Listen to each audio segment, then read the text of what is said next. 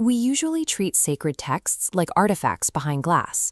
We classify them as ancient history, a series of events locked safely in the past. The Quran presents itself as a running operating system. Its verses function as an active field intended to process reality in real time rather than record it. Verse 3340 embeds this transition, assigning two titles to Muhammad, Rasul and Nabi. A Nabi is the biological tongue, a closed, finite sequence. A Rasul is the unkillable messenger field, propagating as a continuous wave long after the body is gone. This active field exists within a background of spiritual entropy called tagut. Escaping the pull of this entropy requires an understanding of the universe's underlying architecture.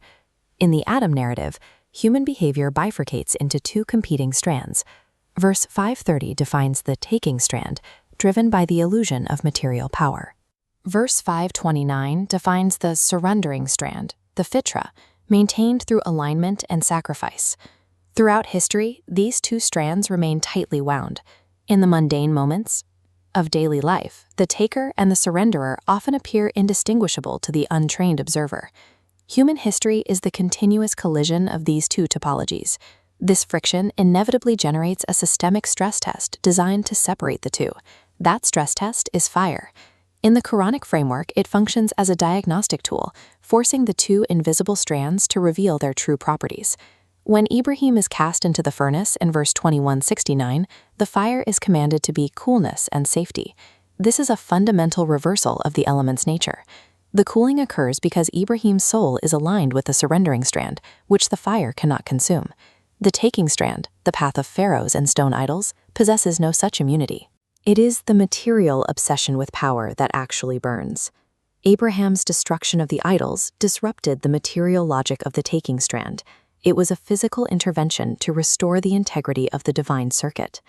This demonstrates that historical miracles are phase transitions. The destructive power of the physical universe yields only when the human observer fully surrenders to the source. The limits of the taking strand are exposed again through Isa. As verse 4:15-7 notes, the attempt to destroy the word by killing the physical body resulted only in an appearance of death. This was the mechanics of a phase transition. The biological form was extracted, but the Rasul field continued as a wave. This allows the field to propagate indefinitely, independent of any physical body, no longer bound to a single life. While the immortal Rasul field is structurally stable, it remains dormant in our immediate reality. It requires an observer to close the loop.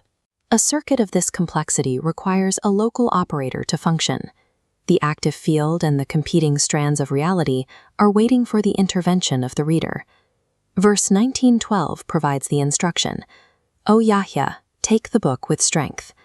This command acts as the initial voltage required to engage the system. The reader acts as the centromere. Gripping the book with strength provides the pivot that binds the chaotic double helix into stable symmetry. Without this grip, the strands fray into entropy. Maintaining it makes the reader a conductor between source and physical world.